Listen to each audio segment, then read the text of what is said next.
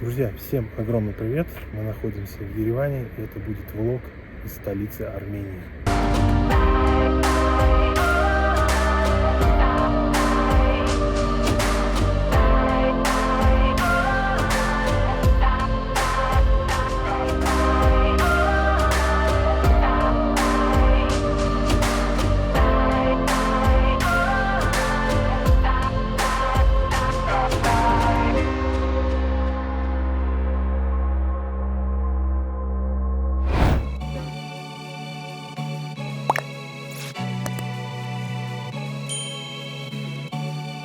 Ну что ж, а теперь по порядку. Из холодного города Тольятти через Москву я полетел в Ереван.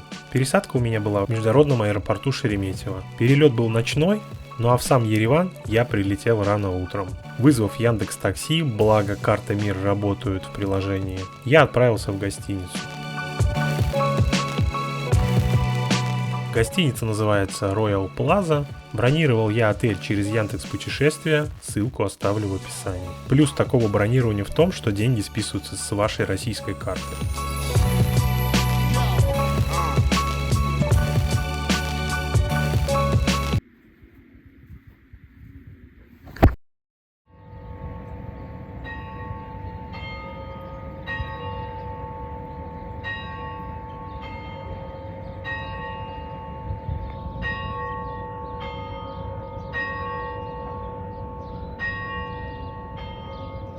Прекрасное ереванское утро началось со звона колоколов.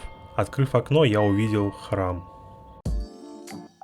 После того, как я позавтракал, я решил спуститься и посмотреть на эту красоту.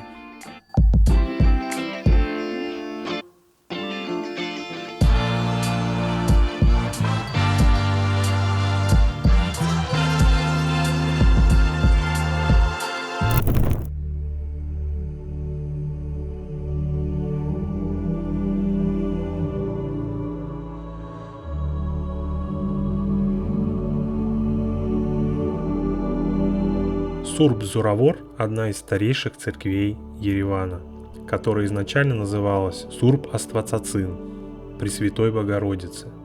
Позднее ее переименовали в Сурб-Зоравор, поскольку здесь хранилось древнее Евангелие, носившее название Зоравор. Церковь была построена в квартале Шар Старого Еревана на месте, где ранее находилась часовня, возведенная над могилой святого Анании, одного из 70 апостолов. Монастырский комплекс был полностью перестроен в начале 17 века, однако в 1679 году он был до основания разрушен землетрясением. Нынешняя церковь построена на том же месте в 1693 году на пожертвование состоятельного ереванца Ходжи Фаноса.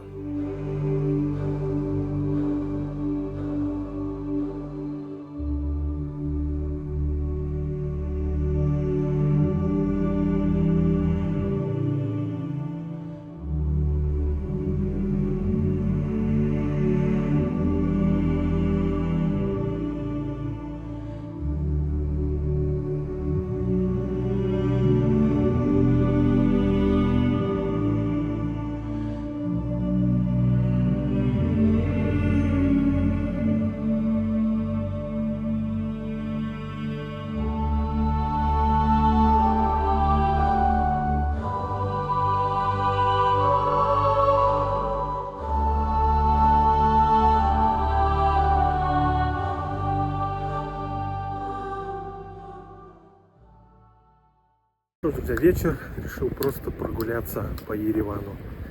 Завтра уже улетать домой, поэтому просто похожу по улицам, посмотрю на знакомые места или на какие-то новые. Но вы прогуляетесь вместе со мной.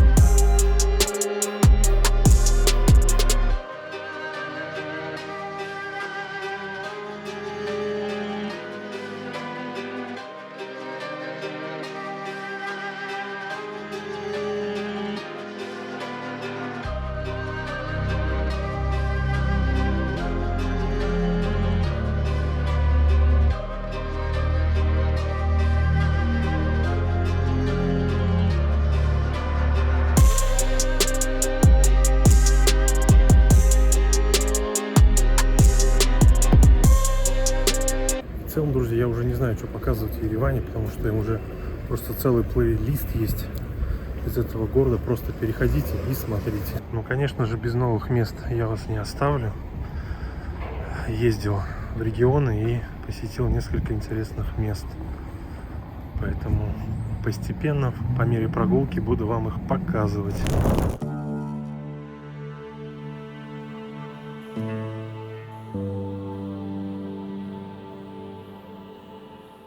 Недалеко от города Артик есть монастырь Ари-Чаванг. Это летняя резиденция ичмиазинского католикоса. Город на месте монастыря существовал очень давно, еще во II веке до нашей эры. Древнейшая постройка комплекса относится к VII веку. Это церковь святого Григория. Ну а в городе Артик добывают фиолетово-розовый туф, с помощью которого построена часть этого монастыря. Здесь сохранились также руины церкви V века.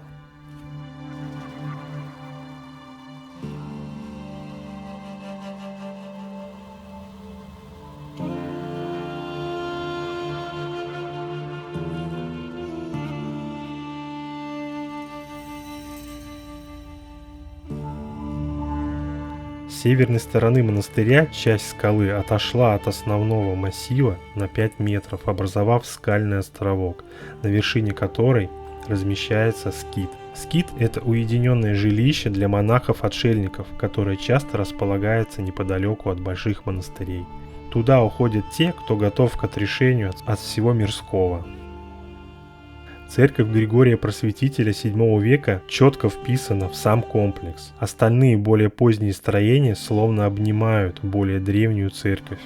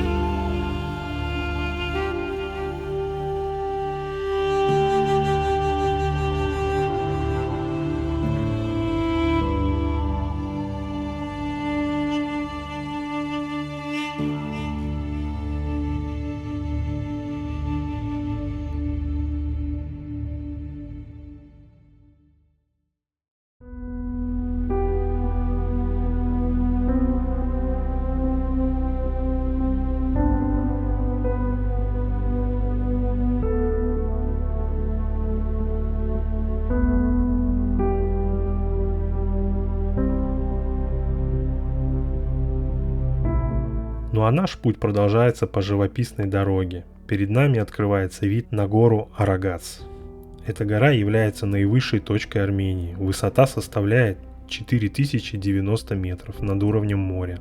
Расположен этот горный массив на стыке центральной и северных частей Армении.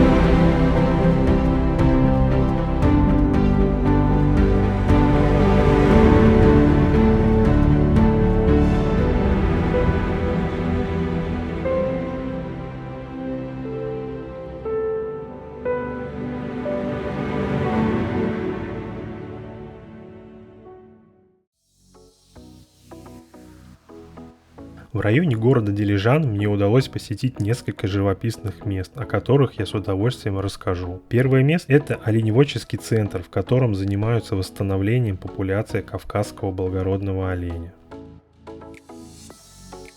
вход на территорию платный и стоит 500 драм с человека.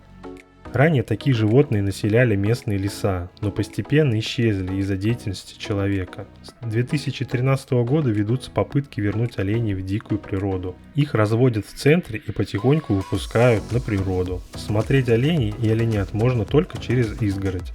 Туристам разрешается кормить зверушек. Самки оленей с детьми и самцы находятся в разных вольерах. Если вы путешествуете по Армении с детьми, то обязательно посетите это место.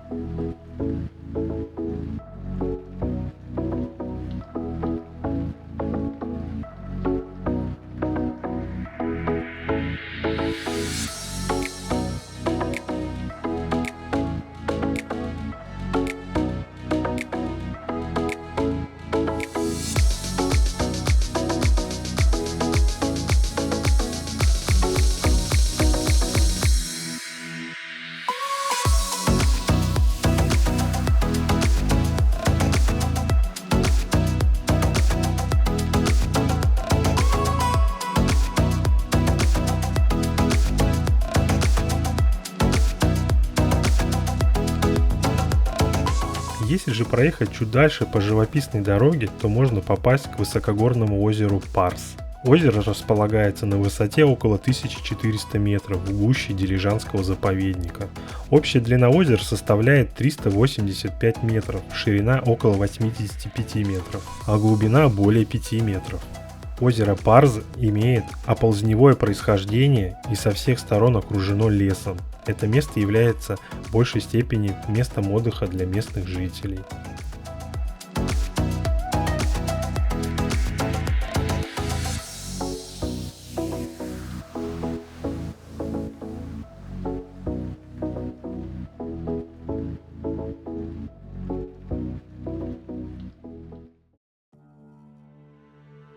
Ну что ж, а третьим местом, которое я посетил в районе города Дилижан, был монастырь Агарцин. Монастырь расположен высоко в лесистых горах. Его название Агарцин переводится с армянского как «Игра орлов». Монастырский комплекс не только древний, а он был заложен в XI-XIII веках, но имеет довольно большую территорию. К сожалению, комплекс не полностью сохранился и дошел до наших дней, поэтому на территории разбросано много отдельных элементов. То колонны, то нагробные камни. Каждый камень в Агарцине пропитан историей и легендами. Одна из них связана с названием монастыря. Согласно народному преданию, когда в монастырском комплексе уже стояли церковь Сурб-Григор и Сурб-Аствацацин, здесь жили священники. Каждый день они наблюдали картину, как множество орлов прилетают к куполам церквей и играют друг с другом. Таким образом, название монастырского комплекса образовано соединением двух слов – древнеармянского «аг» – «игра» и «арцив» – «орел» – «Агарцин».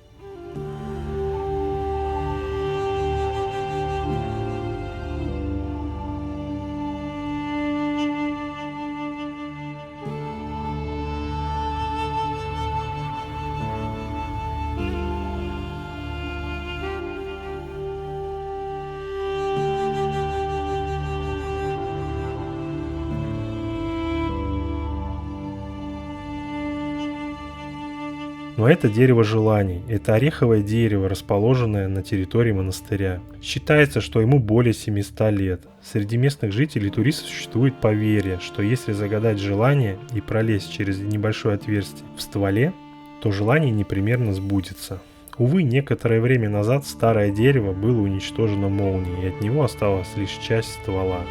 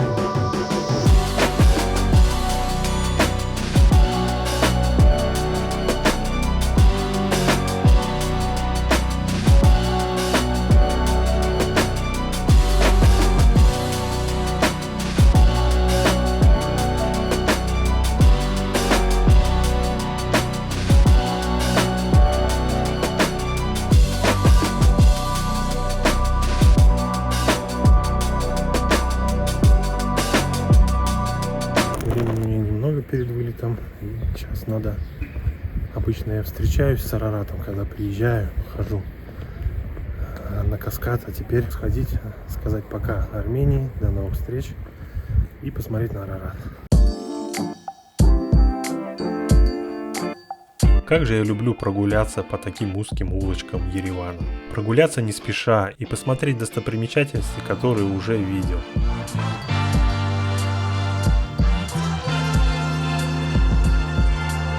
Например, памятник мужчины, который располагается недалеко от каскада. Представляет собой скульптурную группу 4 персонажей, главных героев советского кинофильма «Мужчины», роли которых исполнили советские актеры Фрунзик Макарчан, Азат Шаренц, Аветик Геворкян и Армен Айвазян.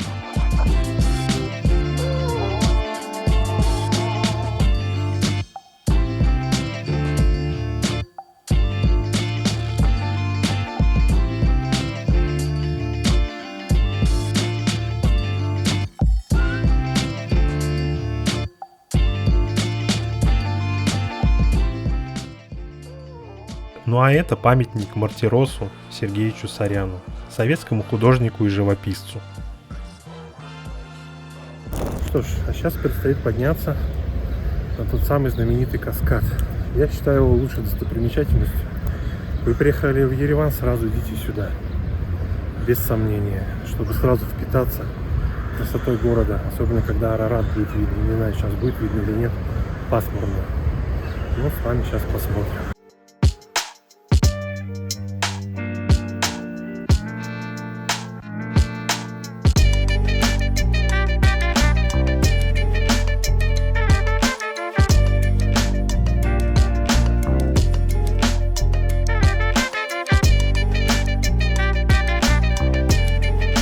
Если вы посещаете каскад впервые, то советую подняться именно по лестнице, которая располагается на улице. Ну а так как я на вернисаже уже в 5-й или 6-й раз, если честно я не помню, то я поехал на эскалаторе. Ну а поднявшись, вы насладитесь прекраснейшим видом как минимум на Ереван и как максимум на гору Арарат.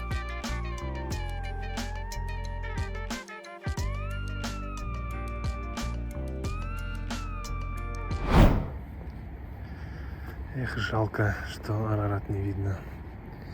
В один из дней была более ясная погода, я его увидел все-таки. Сейчас я вам покажу.